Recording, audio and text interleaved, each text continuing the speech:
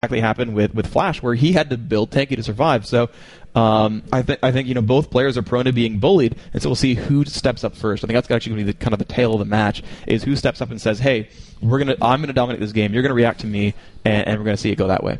So we're going to straight into the bans anyway, and Kassadin taken straight out. Like, this is what I mentioned. Kassadin, I was really amazed with SK that Kassadin wasn't actually banned out, because he's been banned pretty much in Europe for about 4 months plus, maybe even more than that. He's always normally banned in there somewhere.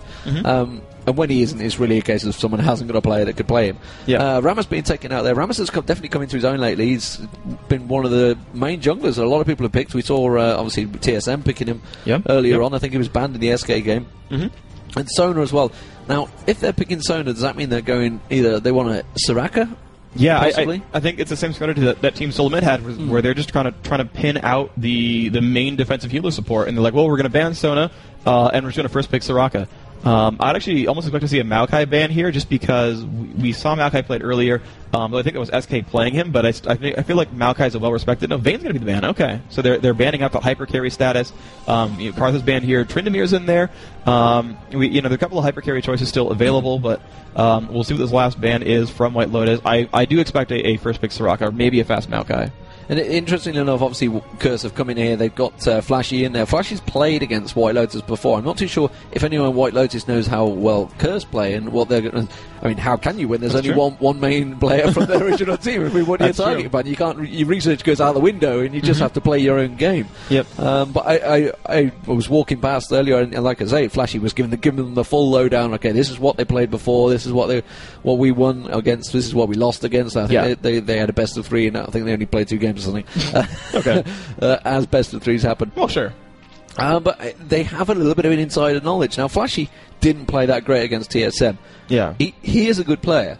Could be just first match nerves. I mean, Jesus, playing TSM in your first game at a tournament that you've just turned up as a sub for, it's a hard role to follow. So Morgana being picked up first. Interesting. So that's, Morgana is a very, very strong AP carry in mid. Absolutely. So that's obviously Flashy that's going to be playing that role in mid. What we assume it is. Well, yeah, possibly. Probably not jungle, but, we'll see. And hey, there's the Maokai, cool. I'm honestly surprised. I feel like, Curse had this happen to them the first time, where they basically let themselves get outpicked because, they had this Janna Vayne lane. I'm not going to let that one go because that basically lost them the game. I mean, seriously, it lost them the game. That was the one lane that got dominated. They were 2-2 for a long time, and then they got stomped when the late game came around.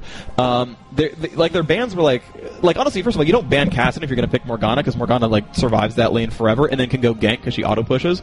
But it's like you banned out one of the healer supports, then you're like, and now we're going to go with a mid mage, and you're like, you banned Sona to not pick Soraka. I don't know. To me, that's a little bit weird. And also to pick the AP carry first. Yeah. It's something that a lot of teams will always leave it to last because you could get countered. Yeah. Not too sure if Brand's a great counter against Morgana, really.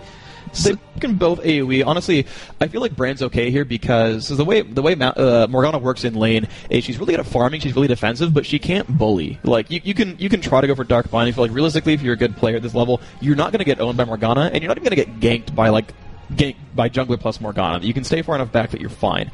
And so Brand is a champion that kind of likes that late game a little bit more, that he's generally going to do more damage late game, brings a lot of utility. His gank is a little bit better as well, just because he has more damage tools.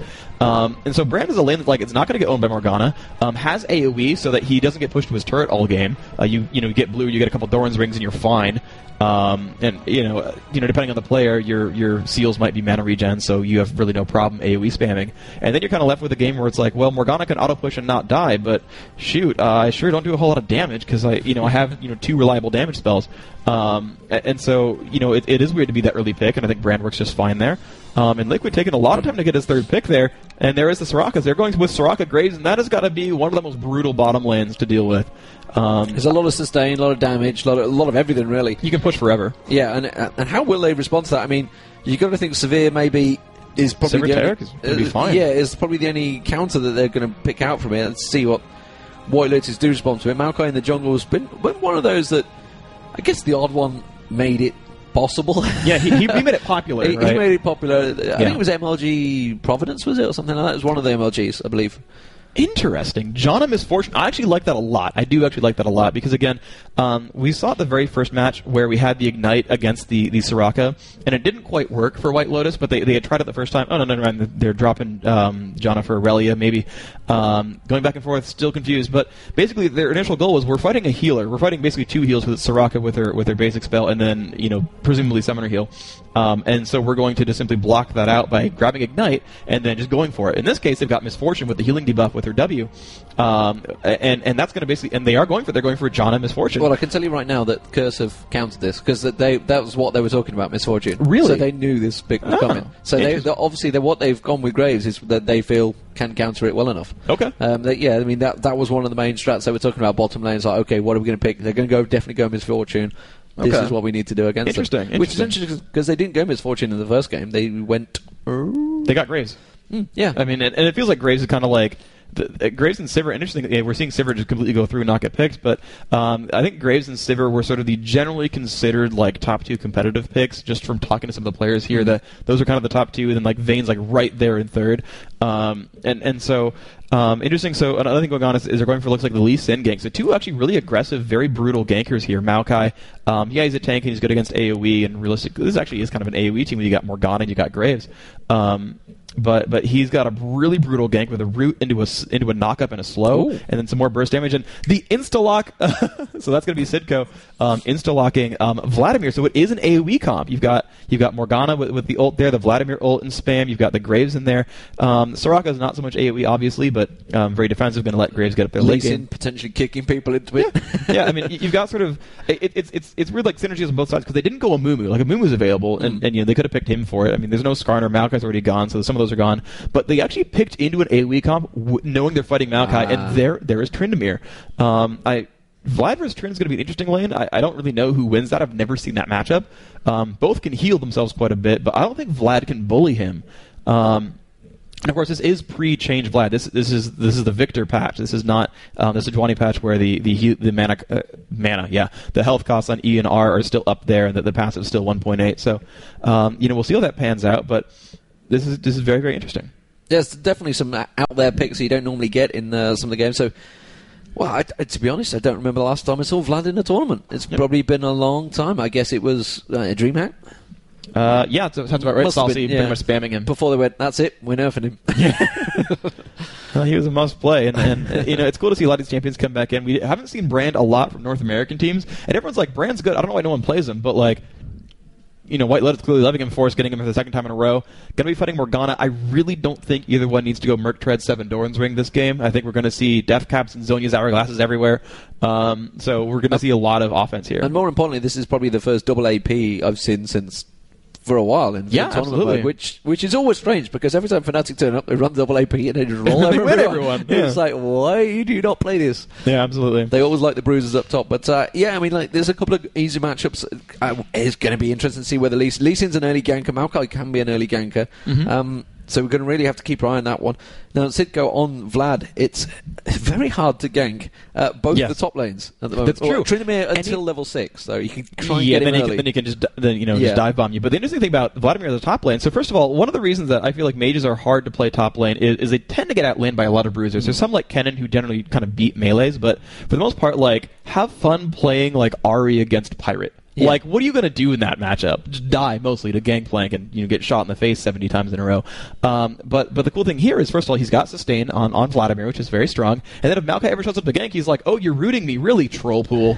And then he's fine. And then it's not going to matter. And, of course, Mocking Shout won't do anything to him. He doesn't really care what his attack damage is. If Gangplank actually goes in and do a lot of pressure, he can pool under the turret, or he can, spam Tides of Blood, get some health back, kind of troll him on that whole thing. And then, Hemo Plague, and it's like, well, when your ult ends, it's going to tick for damage, so hope you retreated early. And I think there's a number of good options here that Vladimir has to survive Tryndamere and actually perform quite well, honestly. I don't know if it's going to be a situation where he wins the lane. Again, I don't think Vlad's that big of a bully in the first 5 levels or so before Trin sustain gets massive. Because you've got, Tides of Blood's pretty good, but you've got a giant cooldown on Transfusion.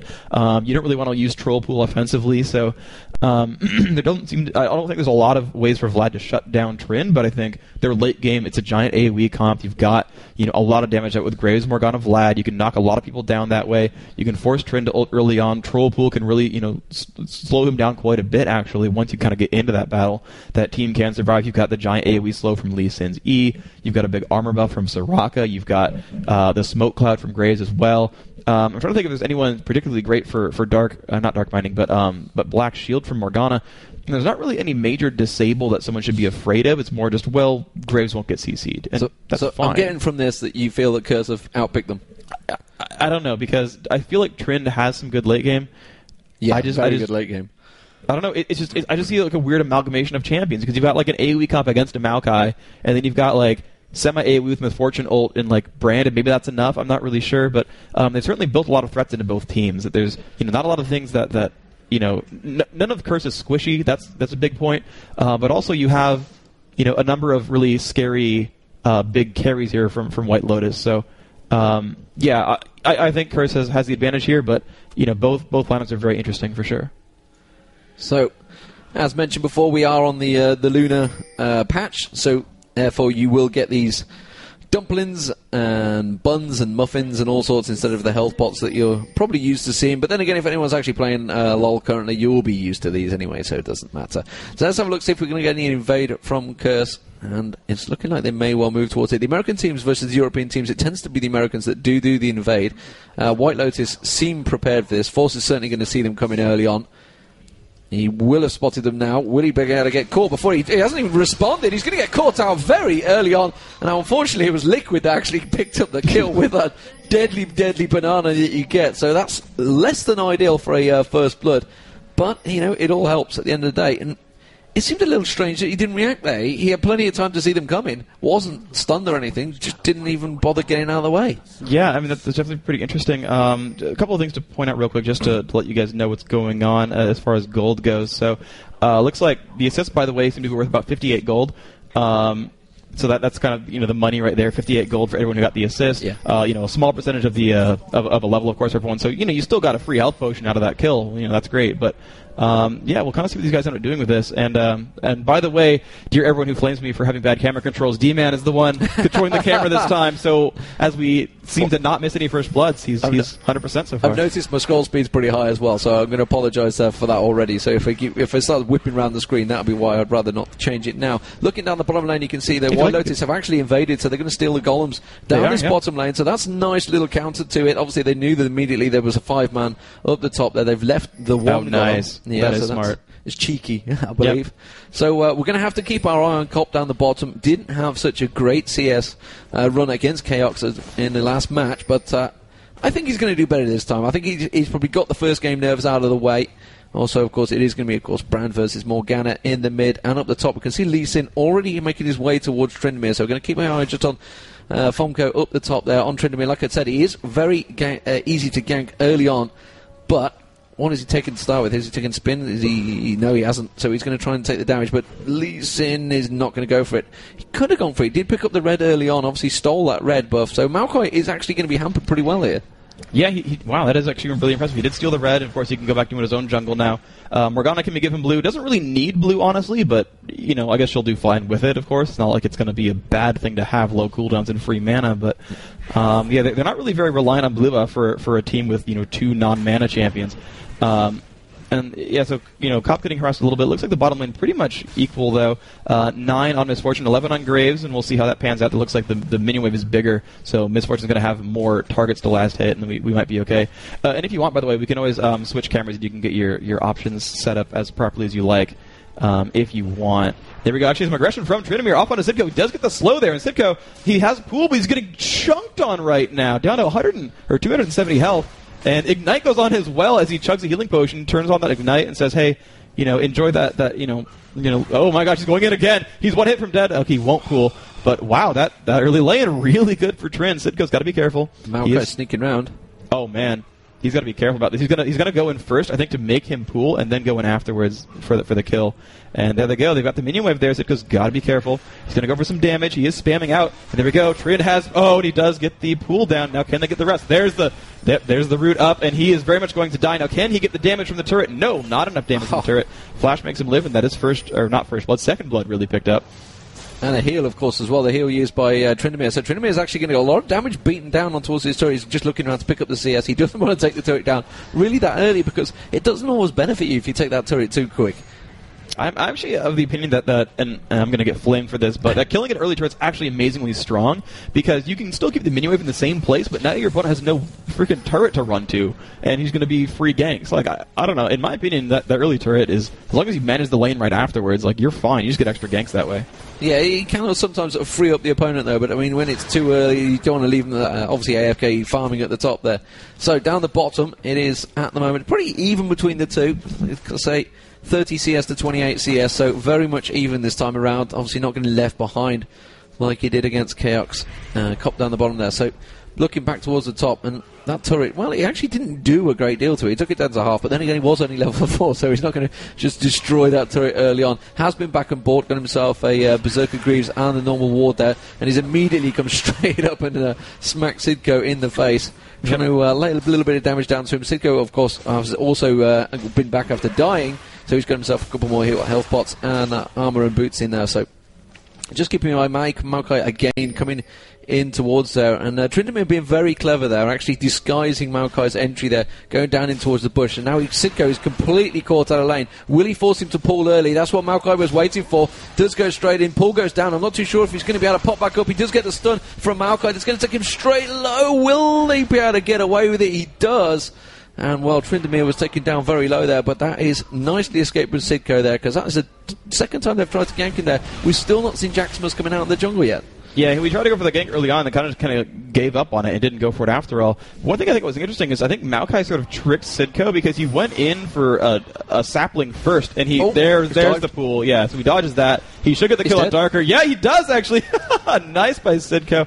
Will live with 29 health. That sapling smacks him in the back.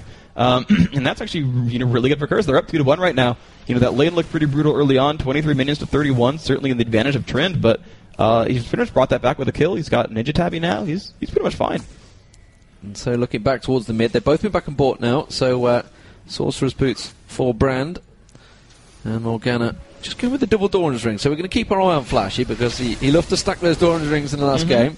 Let's see if he doesn't get a little bit too carried away. Obviously, he can farm a lot easier on Morgana, I find anyway, but Cassiopeia can farm pretty well as well. Yeah, absolutely. But down the bottom, they've also been back and bought. The partnership of Cop and Liquid. Obviously, Liquid getting that first blood will be...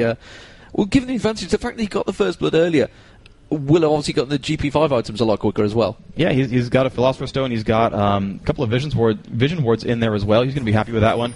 And you can see they're going to pick up the rest of that little golem down there. Looks like actually Lisa never came down there. I think they just cleared that camp.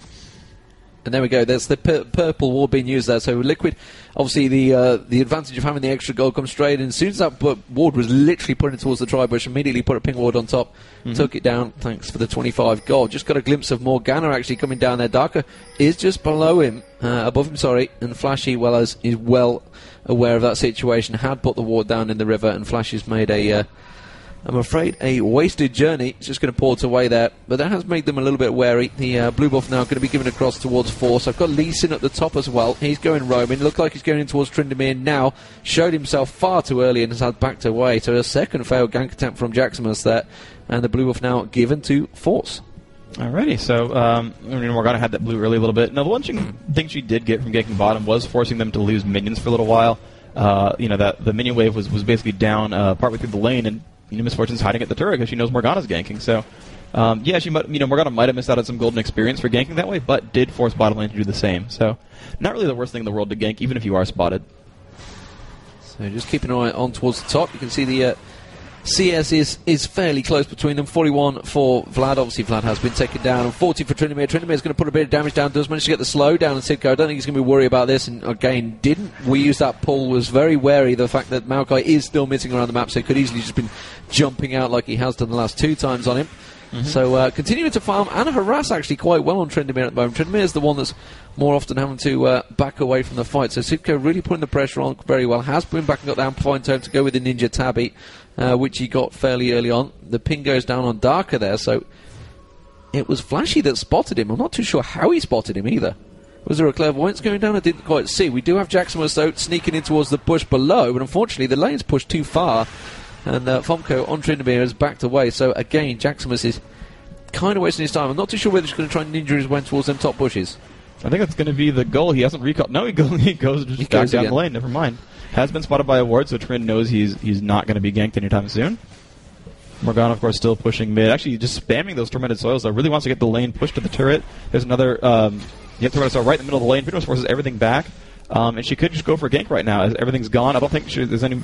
I mean, she could push to the turret, I guess, but it's not really that powerful.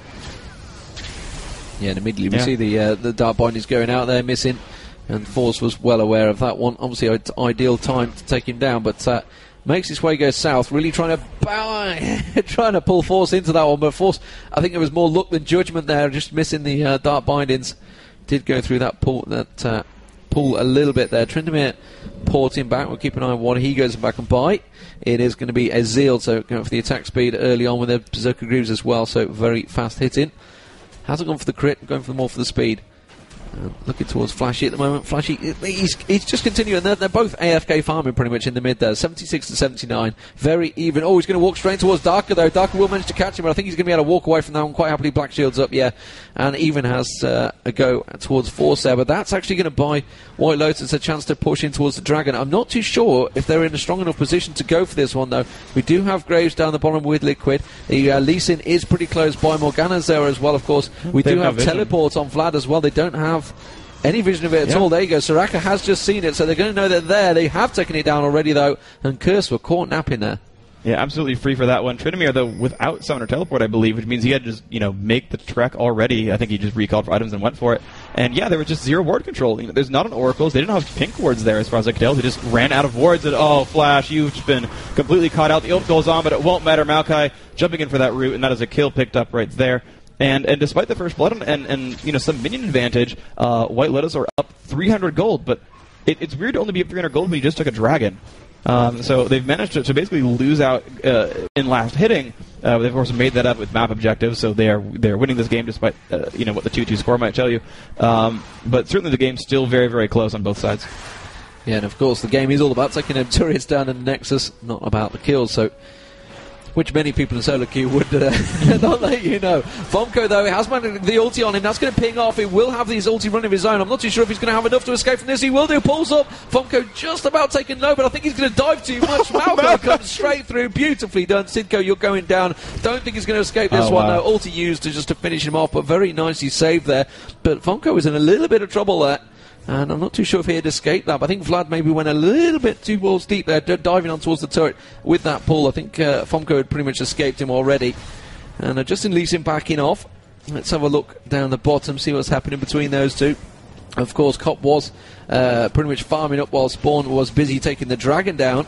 So his CS, I would expect to be a little bit higher. Yeah, 109 to 97. So yeah, that's what you'd get from obviously losing out that dragon. But of course, the money advantage has swung the way. So it's 1k gold difference, not massive, and we're just starting to come out of the lane phase. At the moment, it's a pretty balanced game. Yeah, absolutely. It's a 900 gold difference, which is not big at all. Anything less than 10% is almost irrelevant. So until you start seeing a 2,000 gold swing, I wouldn't really consider any team significantly in the lead. And actually, Force running around, I don't think it's warded. He just kind of... Oh, wow, he did force Morgana back. They knew the golem timing, even though they don't see it. They just kind of knew. There was a good spidey sense there. And now they've actually gone for the invade. Vladimir's coming down to try to jump onto Tryndamere. He's going to get hit down a little bit. He's got to be a bit careful here, but looks like he's going to be all right. And again, Maokai and Morgana going to butt heads. Safe with a black shield, but still, they're waiting around. It's Maokai tossing out saplings. Not quite sure who's going to turn out ahead of that one. Looks like White Lotus are going to give that one up finally. Maokai coming towards the top. And yeah, there we go. Lee Sin, Morgana going for that, but Forrest is really not giving up. He really wants to screw with them. Sapling comes out, very interesting. They don't want to give that one up, and I think he will eventually go to Flashy, but again, Darker comes back in again. He's caught with the Dark Bindings, and Vlad's also coming in behind them, so that's going to get a pull slow down. I think Darker's in all sorts of trouble here. Tryndamere and Brand are trying to close in, but they have a 4-man advantage, and they will take him down easily, so a little bit too aggravated there. Meanwhile, down the bottom, they are actually pushing on towards Cop there, using the advantage. They knew that Soraka was away. Oh, wow. Jana getting caught out by the tower there. If Cop would have just dashed in, maybe he got a finishing on there. I'm not too sure. His ult was up and his dash was up. I mean, it's a possibility, honestly. Now he's thinking about it, and actually, I don't think he realised that he was still in that bush there. Like you say, he's just been back aboard BF Sword. He's definitely got the damage to do it, and actually he's still sticking around there. Is anyone coming down to help out? No, he's not. Force is going back. I'm not too sure if Flash is going to allow him to port, whether he'll throw the... yeah, immediately interrupted him. And CS-wise, you can look towards the top there, 94 to 76. So actually, Sidco is starting to build a bit of an advantage over Tryndamere at the moment. Tryndamere back away from lane. Yeah, we do have a Shirelius on Maokai as well, so Maokai managed to build that one pretty well. But, Maokai 3-2-0 in the jungle, we've not seen a great deal from Lee Sin, who's really one of the easiest and earliest gankers you get in the game. And his assists are all free ones. He's got 2 assists on a 3-kill game. No. The first kill was the first blood where, Brand was AFK, practically. And then the last one was just like a 4-man gank where Maokai got too aggressive and got hit with a Dark Binding. Like, his assists are just there because he happened to show up on time. Like, he's really not causing anything to happen for his team, and you're absolutely right. That is kind of a big deal. However, he is now wearing an Oracle's. That is actually rather important. They can clear off this ward away from Dragon, and Dragon will spawn in the next few minutes. So that is going to be a major objective, and glad he's sure happy he has Oracles to help control that.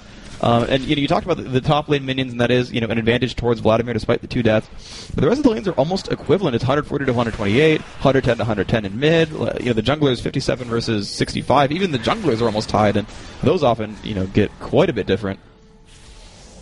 The one thing to point out as well is though Maokai has all 3 kills for his team, so he's actually got that fast rel as you mentioned earlier is really because he's got 900 gold so far from killing champions, and Tryndamere's gotten assists on all of them as well, so he's got quite a bit of extra gold himself. And in fact, as we go through the gold, Tryndamere almost at 4K, still only about 10% behind this Vladimir, from the minions, but the assists, of course, help quite a bit. And of course, Vlad having that kill kind of important. Okay, we're going to get a gank coming up down bottom. My spidey senses tell me Jaximus has just helped Cop get that red buff, and Jaximus now hanging around there. He has cleared out that ward, but unfortunately they've just warded again in towards the bush. They're going to immediately back away. Yeah, there you go. But he's going to see that, and we've got Flashy in there as well. So we've got 4-man there at the moment. Tryndamere coming down river. Yeah, he's wisely backed away from that one. Does have Brandon Maokai now coming with him. And that ward gets placed down there. Dragon timing, I am guessing, is up any second. Yep. Judging by the fact that they're all moving into this one. Actually, Fonko's going to lead the charge here. Has got the shield up. That shield's going to be wasted. Does get caught with the dark bindings and pulls, so there's going to be a little tick of damage down on him. But Curse have a 4-man here. You can see Sidco now coming back from base, so it's going to be a 5-man. So a true 5-on-5 fight. Building up slowly for this next Dragon. I'm not too sure really who's going to come out on top. They're very even, 3-3 in kills, all square in gold, no big tower advantage. This is definitely going to be a game changer. Yep, absolutely. Force still throwing out those spells. Flashy going to block that a little bit, though. A nice pillar of flame right there, doing quite a bit of damage there. Let's see what you guys can do. So, okay, it's a trade. Oh wow, yeah, they're pushing up towards mid. There is the pull onto Dragon. And they're going to stop pushing mid. They're going to go for this gank here. But they're killing it pretty fast. Down to half health. And here comes the pressure in. Janna in front. Has been smoke screened. And there's Maokai in front. The kill does go to blue team. And there is the spin in there. The Vlad ult is off. Looks like Morgana about to fall. But Maokai about the same. There's the kill on Maokai. But everyone else quite low. Trynd at 0 health. But he has ulted right now. And he might get the kill on Graves. Now he's onto Soraka. But oh my gosh, the shield there in time. And he actually almost survives it. There goes the kill onto Lee Sin as well. Looks like it's been 3 for 3 so far. So incredibly low. And that will fall. And it looks like Vlad picks up that kill, and now Janna, the only one left. She will run away, and just barely. Curse comes away with the win in that team fight, and I believe the Dragon was theirs as well, and so quite great for them. That just went all kinds of well. Yeah, I mean, a very tight fight, though. It shows how close these teams really are, and only gives them that 1k advantage, despite the fact they came out 1 kill ahead and the Dragon on top. So it shows really how tight this game is at the moment. And Sidco, rather than going to push on towards that tower, going to go back up towards top, clear out that nice wave of minions up there. So Sidco really coming in just about the right time, because it was already swinging in the favour of White Lotus until he came charging in at the end there. So White Lotus not going down without a fight here, and Curse... they're really going to have to work for this. I won't say third place in the group, because there's another 2 matches to happen yet. So it's very early days. We've only seen 1 game. You can't already have it. Sidco at the moment is slowly winning the fight with Tryndamere. Tryndamere's already got no health. A few problems. He's got no health already. He's only just come back to lane, and Sidco's going to take that turret down. So that will be the first one down. You can see Maokai is working his way up. River, but I'm honestly not too sure if Maokai's going to be able to do a great deal against Sidco at the moment. He will be able to obviously help out if Tryndamere is there. Lee Sin was coming up to help, but Lee Sin's porting back, so we'll keep our eye on what people are buying. You can see Ward going to go down in River. And remember, there was Oracle lost there. I think Lee Sin had the Oracle, didn't he? Yeah, so he lost an Oracle, so which is a 400 gold swing straight away. Actually, technically 800, because obviously Liquid's had to go and buy an Oracle to follow up with that. But it's interesting to see that the jungler actually had the Oracle. It's something we've not... It used to be like the norm, and then just it went, actually, no, the support should buy it all the time, and now it's good to see the jungler actually buying an Oracle, which I don't think I've seen for a long time. Yeah, absolutely. And I know some can get away with it. You often kind of see it on people like Rammus, or who doesn't die very often, knows he's very safe, and you often don't see Oracles in someone like Tarek, who's more prone to getting killed. And so that's when you can kind of make some swaps there. But yeah, normally a really well played support just shouldn't die, because they fight in the very back, and you can of course see Liquid with 0 deaths is holding that line properly. We'll see if that pans out for him. 2,000 gold advantage right now, still again not exactly massive. An advantage is an advantage, and that's great for Curse, but certainly anyone's game. Tryndamere, of course, that late game hyper carry. Misfortune has been keeping up with Graves this entire time, and actually, honestly, you got to kill where Graves has an assist only, so you can see 200 gold to the advantage for this Misfortune. Yeah, so a quick look down the items. You can see up the top there, Tryndamere, 110 CS, 147. But more importantly, needlessly large rod now on Sidco. Sidco obviously did pick up a couple of kills and assists in that last fight. You can see, meanwhile, Jan's trying to clear out those wards that have been placed down there. And that's exactly what Liquid's doing. Liquid goes and places a ward straight back there as soon as that one goes down, which is exactly what you should do. Bottom tower is actually very low as well. Cop nearly taking this one down here. So that could be the second tower at Fort Curse. Meanwhile, their own tower is pretty much untouched. Flashy now returning. Flashy, remember, this time he has got needlessly large rod, which is very important because he's not stacking those door and ring like he was before. Sidco pushing very high up on this top turret, almost going hotshot-esque, as it were, just continuing to carry on pushing that lane. Farming your way to victory, I believe it is known as. That's a good way to play. Well, it is a very good way to play, and it works. It's basically pulling the rest of the team towards you, so it frees up the advantages down the bottom, which is obviously exactly what you want. You want the advantage for your AD carry down the bottom there, and currently Cop is starting to claw that advantage. 191 CS to 187, still very, very close in that stakes. And actually, 1-1-2 to 0-1-3, it's pretty even between those two guys. Spawn has really definitely kept up with Cop. Cop obviously struggled in the last game, but he seems to have found his rhythm a little bit more this game. Absolutely the case. And you can see bottom lane just... Well, Misfortune racing some more. Red buff has now gone to Tryndamere. He's going to be happy about that one. He'll be a pretty big threat in the next fight. Dragon will be, like 2 to 3 minutes still to go, so there's no major incentives that either team has to go for right now, but I feel like one of these teams can make a push, and Solo Mid actually is a good team that does this, where once they build any kind of small advantage, they immediately take all 3 outer turrets, and they use that to just give themselves giant map control. And it worked very well for them before. It functioned completely perfectly, and they went in, and we saw that when they played Curse, where they built one small advantage, they won one team fight, and they immediately took all 3 outer turrets. And then said, okay, well now our wards are covering pretty much 80% of the area your team can even walk across, and we'll just keep the map like this, completely unlocked, and anywhere you go to, we can get there faster than you, and we can gank you, and they kept building kill advantages. Now, certainly that might be, because we have LeBlanc, she's such a burst mage that, we want to play that way, but, I just feel like that kind of playstyle works extremely well, and either team could just go for that pressure and get some of these turrets out that, the team cannot just run across the map on just a whim. That for things like Dragon, you saw, Vladimir would recall early, buy some items, get their position. Okay, now Dragon has spawned, and it feels like either of these teams can really pressure something major like a turret and do it quickly. Yeah, we've got a bit of a gathering down the bottom here. White Lotus, I think they were trying to move in for a gank down the bottom. Realised obviously the bottom had already backed off. Now they're getting ready in place around the Dragon. They've got the ward control out there. Flashy getting dodging out the Pillar of Fire, and Beanie gets a ward down. That's going to give them a little bit of vision. Actually catching Force as well in that dark binding, so they will take down that ward. And again, very tight stuff. 7-6 in the kills, so very much even between these two. Really, in terms of CS between the two lanes, very even as well. And it's going to be interesting to see.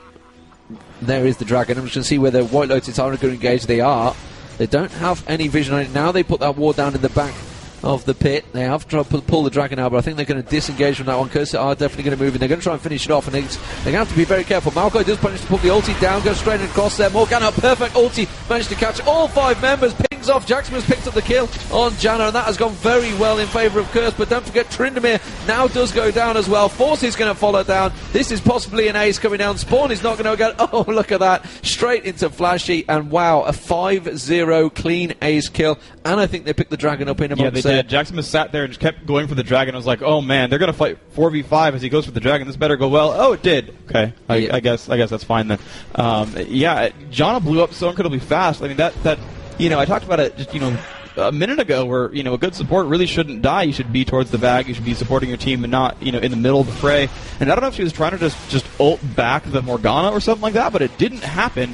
She didn't push Lee Sin back or anything like that. They didn't go for the dragon kill either. They had the ability to burst that down. And one of the things that happened is as they ran from the dragon was hitting Tryndamere, and whoever dragon hits has lower attack speed, and so Trynd had to get that off him, or he would have no damage output.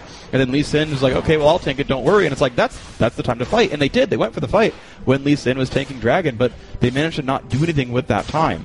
They just did no damage. Lee Sin wasn't fighting. They didn't stop them. They just walked right through and just kind of got crushed.